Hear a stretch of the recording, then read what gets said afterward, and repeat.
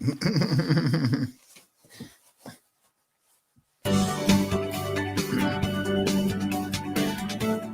this is Michael Eure, and I'd like to invite you to the Michael Eure Show, featuring student hosts and very special guests talking about a variety of interesting topics. You can find us on the Eagle Stream YouTube channel.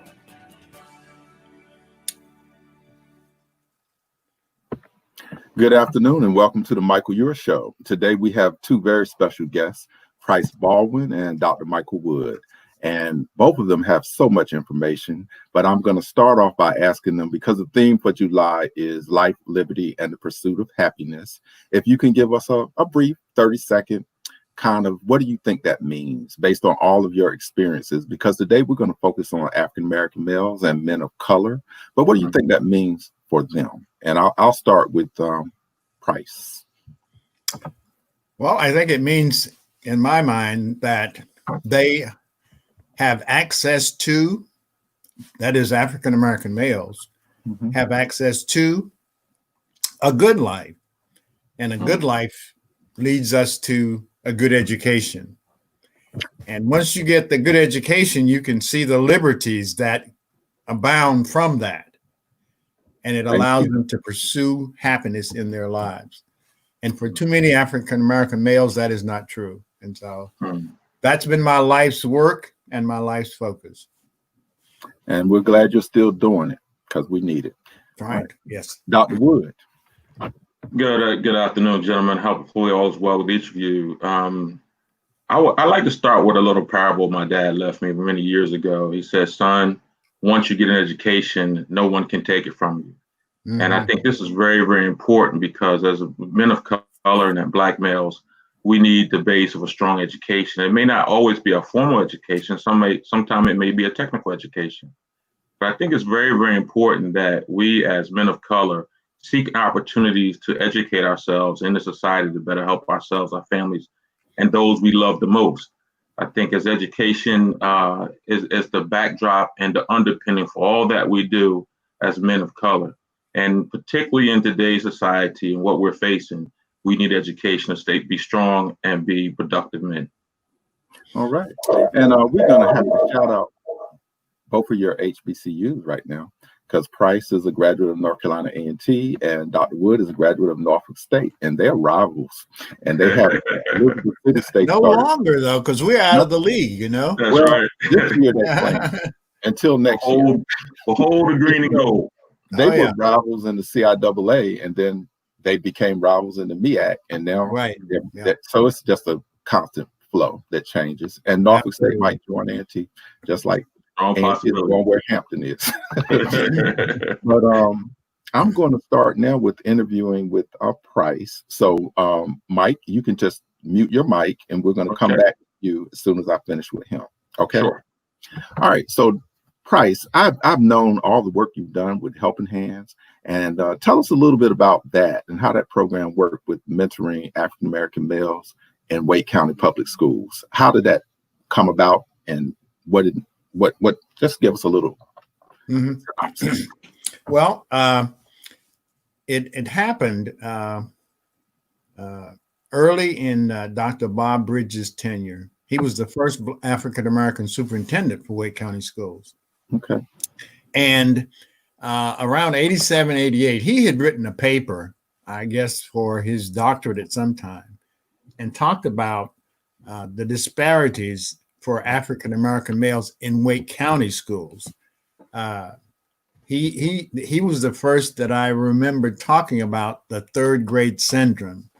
And that is that when African-American males get to third grade, all of a sudden the charm is turned off and they become monsters, so to speak, and don't achieve as well as they had in the prior first 3 years. And so he was looking for a remedy, and the remedy he thought was to provide male mentors who worked in the school system to actually mentor boys in elementary school. So we started in 87, 88 year, and our focus then was just third graders. And I guess we had about 20 mentors across the system because, there's a disparity in Black males in the schools to start with. And so that was part of the issue. And so we would meet with the kids after school and do activities with them and help them with their homework and encourage them and provide some kind of guidance in terms of being in the school setting. And so that went on for a few years. And then in 1992, the person who was head of the program decided he wanted to go back into the class and back to the schools to be a principal. And so Dr. Bridges asked me if I would serve in that capacity as the coordinator for the program. And so we did. And we did a lot of things. I believe this, that a child learns better when they are where something took place as opposed to seeing it in a book. And so we thought exposure was important. We went all over the country on the East Coast anyway, with those kids to the Outer Banks. Some of them had never been. And I'll share this story with you. One of the kids in my group, we went to the Outer Banks and we stayed in a hotel. I think I had about 6 boys in the room with me.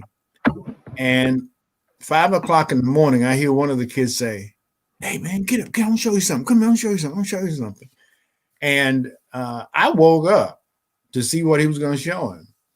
And sure enough, he was showing him the sun rising, something they had never seen.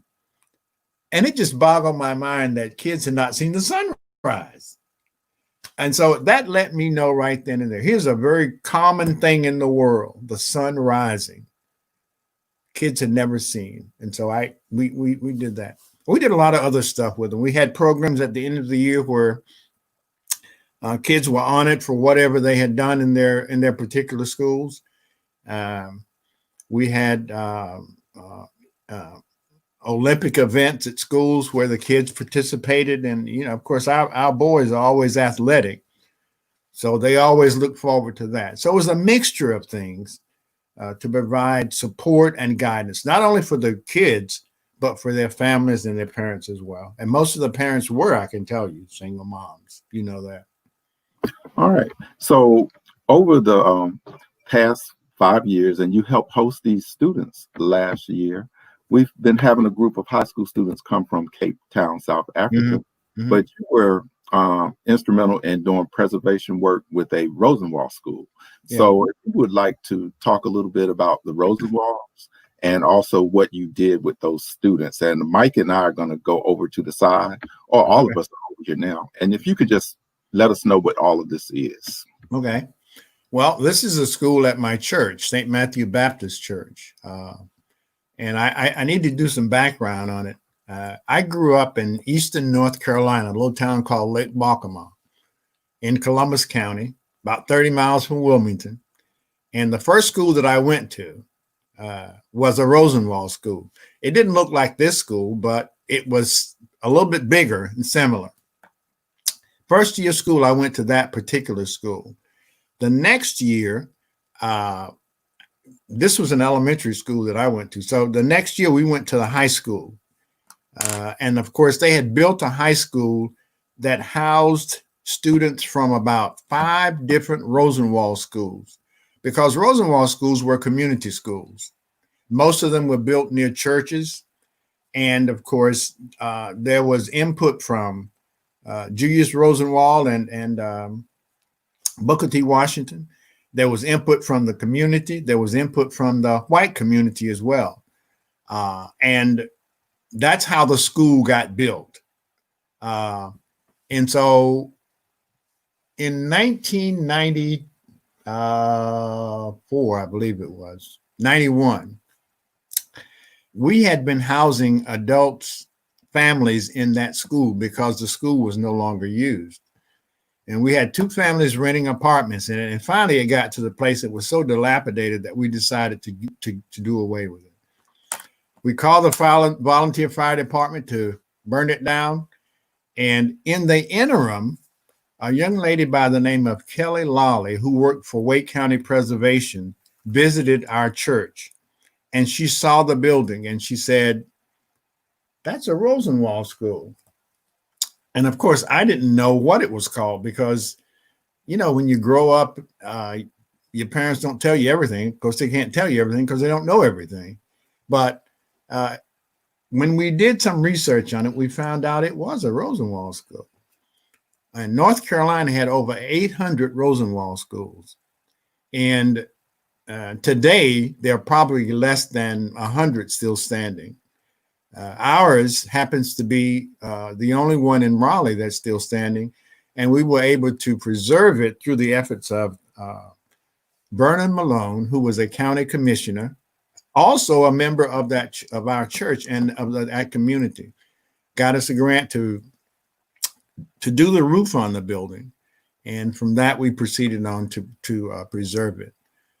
So it stands today as a beacon, I think, in the community to let people know that this is what Blacks had to endure in order to get an education. And so this year we got that Michael has the pictures up here, shows students from South Africa who were visiting in the Triangle area, and they came to our school to see it. And some of the students from the church, this is a group of students from our church who hosted them and guided them around and showed them the facility as it exists today. And so with this COVID thing going on, we haven't been able to use it much, but I look forward to the day when we can use it as a great resource in the community. And this is a picture of the group. This is the South African students along with our students outside the building. All right. And thank you. And now you're an author, and we're going to probably let you talk about that in a little bit. But for now, I'm going to bring Dr. Wood in. But I'm going to definitely let you talk about It's Isaiah's World. Is that it? Yes, absolutely. But thank you, Pryce. And Mike, we're going to let you kind of guide us, starting with the workforce development book that you did. Okay. And you were particularly focused on retention for African-American male students at community colleges. Can you tell us about that book review first? Sure, Mike. Sure, Mike. Thank you. Use our mics and listen. Thank you so much. The book that we had the opportunity to write a chapter in is called Workforce Development Guidelines for Community College Professionals. This was a book that was edited by Dr. Rothwell, Gentry, and Caraway, and I had the pleasure of writing a book chapter in that book, and had the idea to continue to extend my research. Most of my research was dealing around retention of Black men at the community college and collegiate levels. I extended that research to also begin to include Latino men in STEM as well.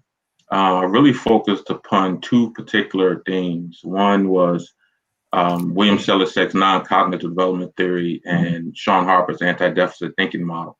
And we married the two initially to get a better understanding of how our students are successful, what are some of their success stories, and what was expected of them when they went into the community colleges.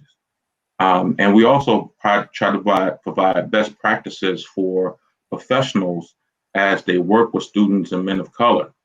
One of the challenges that many of our young men face is a deficit mindset. And I think it's not only at the elementary school, the K-12 level, also at the community college and collegiate level. Many of our instructors when they come to our students, teach from a deficit position. We are hoping to tell our professionals that we need to instruct from an anti-deficit position. The model that we have now is I can, I must, I will. How can we impart that on the young men and young women that we work with when they come into the community college level for their overall success? Tell us now about the program that you're associated with Bowie State University. Sure.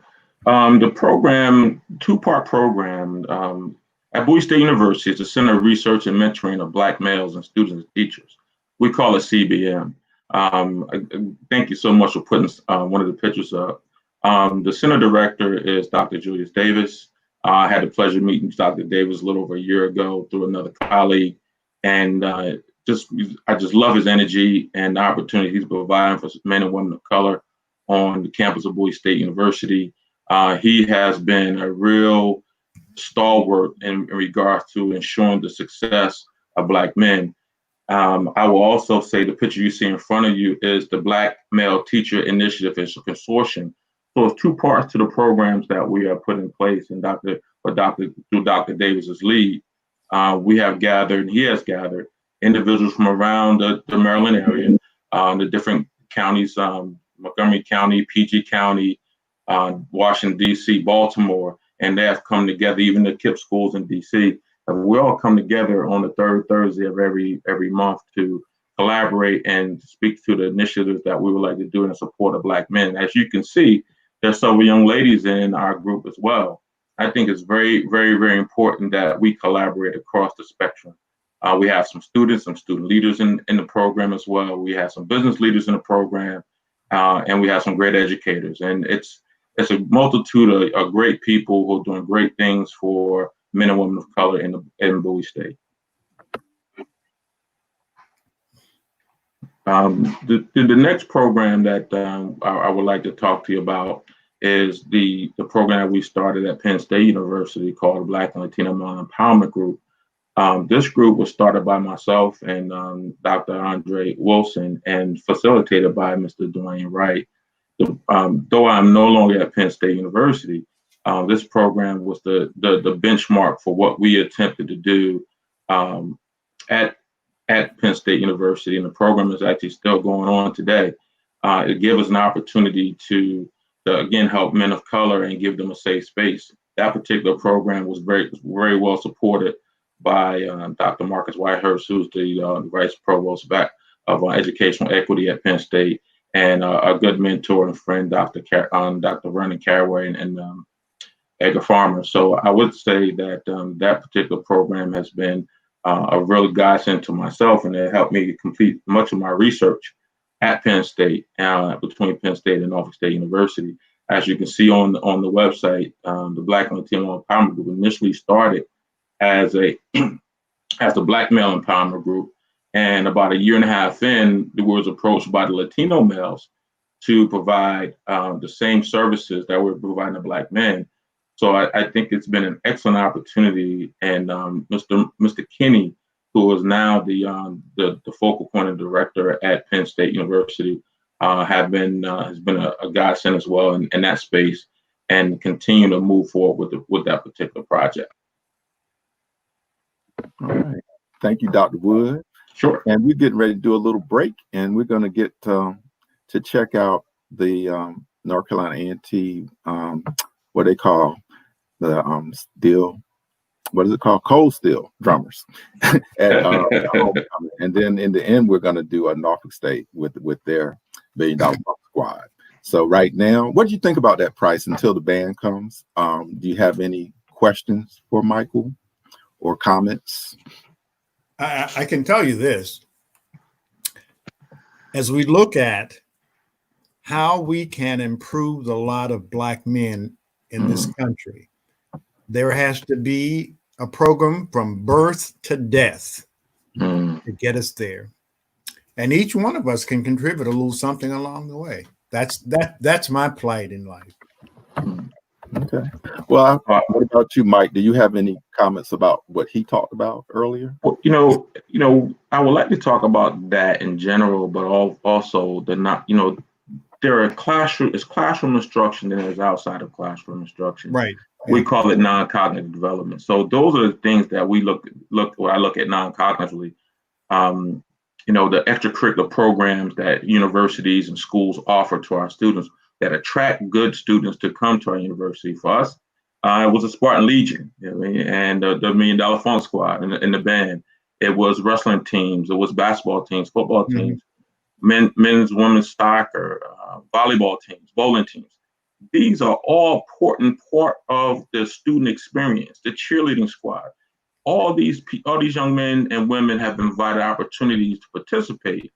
And they've come to participate because of what the university offers. I think it's very, very important that we have these non-cognitive things. And then though in the era of COVID, we know it's going to be a struggle, but we're hoping that our students have our opportunity to continue to move forward with some of these programs. All right. Well, thank both of you. We're getting ready to have some little time.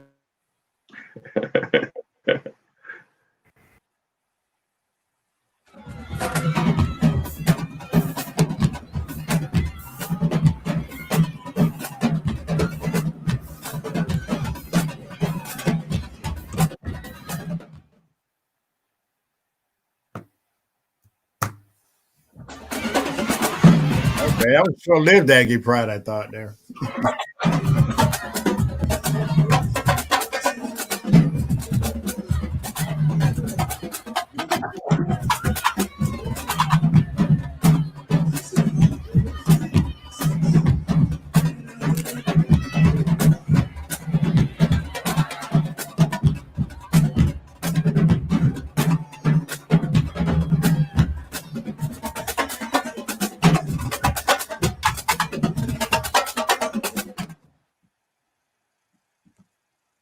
All right. Thank you, Sarah. Sarah's in the background, making sure all of our audio visual works. But that's a shout out to you, Pryce and Aggie Pride. And you're going to get this, Mike. We're going to let you get some Spartan Pride. That's right. That's right. I think the HBCUs are so important. And working at a community college, I think that we need to connect our students much more intentionally with the HBCUs, because they don't really know what they're missing. Absolutely. And I think it's a much better fit than they might understand. So tell us a little bit before we go further. What about your experience? I know, Michael, you talked about it a little bit, and Pryce, you did too.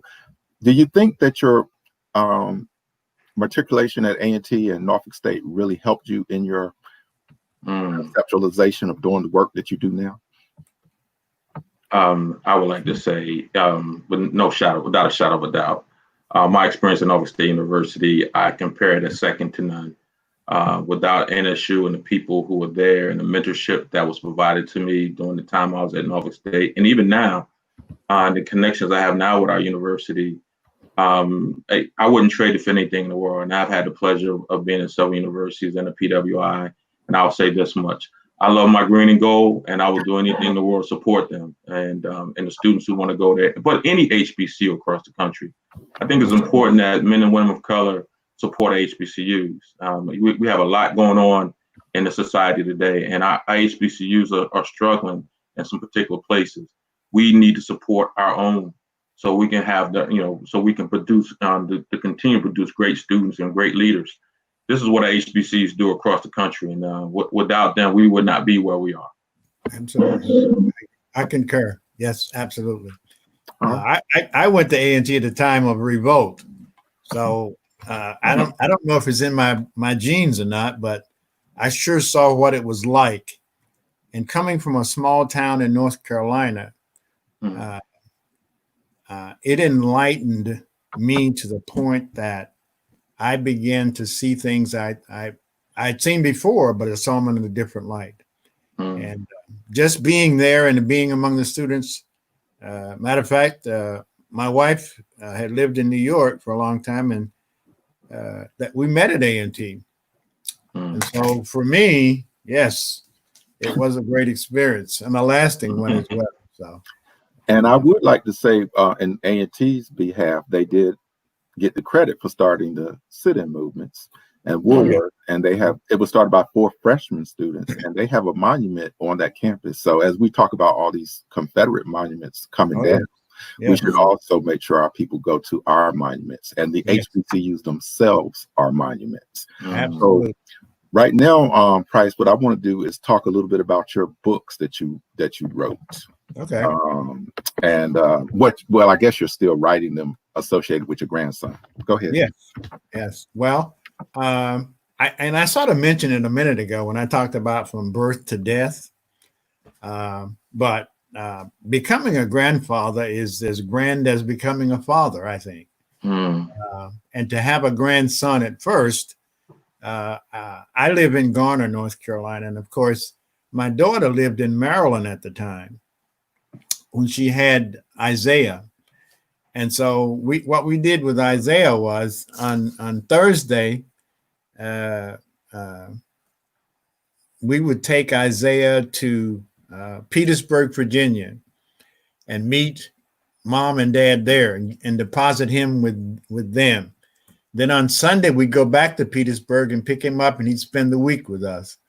And so I'm a photographer, and I just started taking pictures, man. You know, with the digital cameras, you can take 1,000 pictures in a day. And, you know, so I just started taking pictures of him. And one day it dawned on me, maybe I should write the book so he can actually see the book. And I did. And then it dawned on me again, I need to be sharing this with kids in the community who are preschool age kids, because I mentioned the third grade syndrome. If our kids are not reading before they get to school, they're already behind the curve. And so here was an effort to introduce them to books that had pictures in them of kids that looked like them. So I've written 7 of them. I have 6 about Isaiah, and the 7th is about his sister, Isabella. Of course, you know how women are. If you're doing something for a man or a boy, you need to do something for the girl too. So we did the one on Isabella, and all the others are about Isaiah. And the one in particular, the one in the middle, it says the worlds of Isaiah, and the small world and the big men in it are men in his family who are productive. You see him in the middle, that's his grandfather. He's sitting on the lap of. That's his father in the middle, and that's his great-grandfather on the right. So we put some history in the book as well. And so it's an effort to, I have them in the car all the time. When I go to the store or wherever, and I see a kid with his mother, and I say to the mom, how old is he? And she'll tell me, I say, well, is he reading yet? Sometimes. Let me give him a book. So I sign the book and give it to him. And I've had people to buy the books from us as well. They're all on Amazon. So it's an effort to continue what I started years ago. That's it. All right. Well, thank you. You're motivational to everybody. And can I say one thing before we go? Michael, I've known you for a long time. Oh, yeah. And so, listen, you have really stepped up. I mean, I'm proud of the fact that you're doing this, because our community needs to know who we are and what we're all about. And oftentimes we don't know. So thank you for doing what you're doing.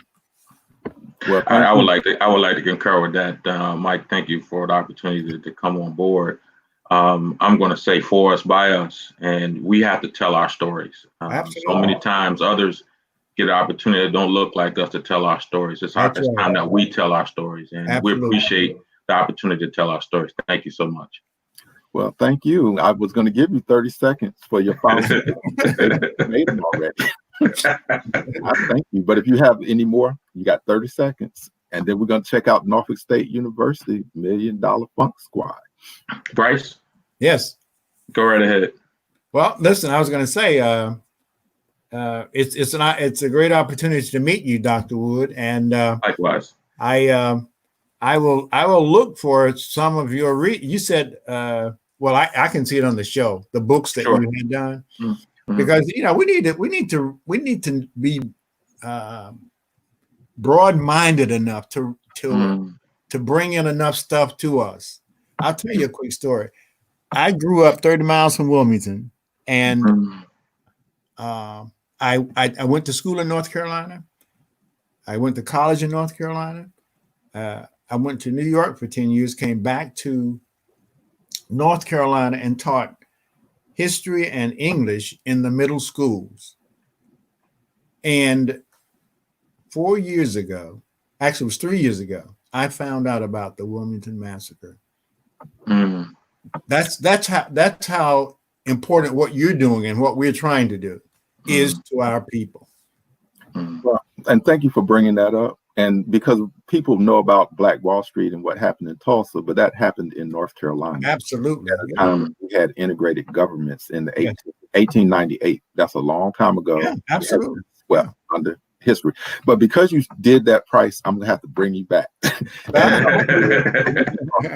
some other things. And the whole month of July is dedicated to life, liberty, and the pursuit of happiness. So don't y'all be surprised if I ask you to come back later on in the month. Thank you, Michael, for the opportunity. Mike?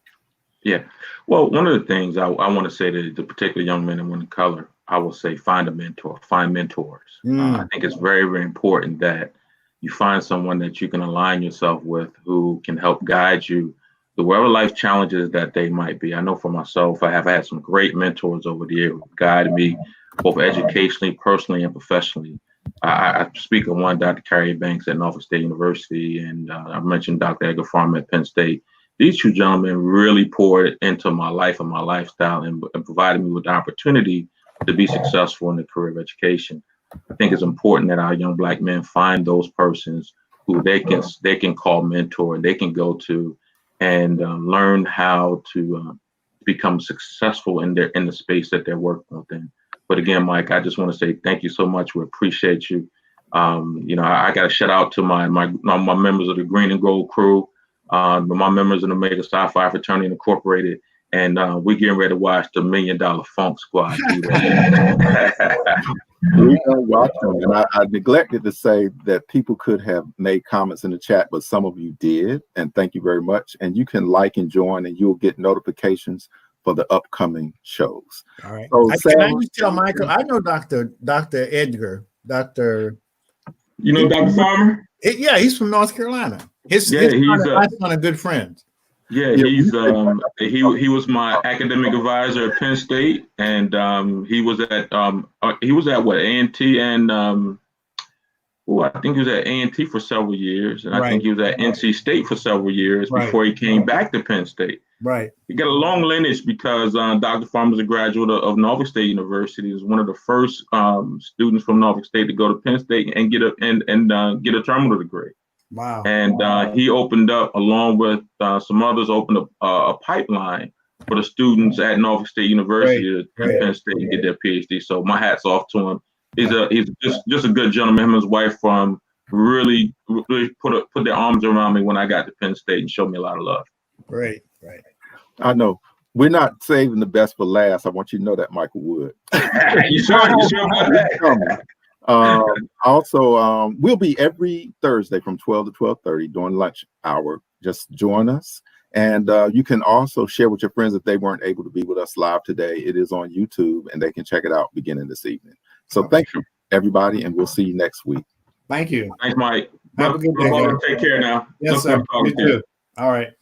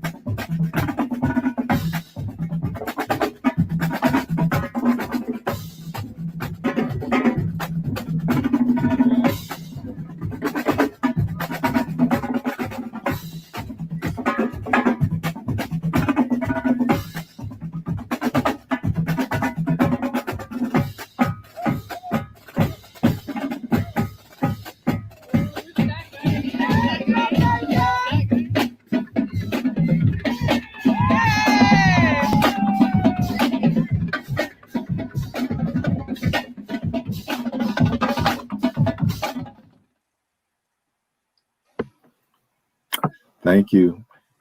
And we'll have we'll do a battle of the bands with Norfolk State and A&T in the future, because they do it when they play each other. That's for sure. Again, thank everyone for participating.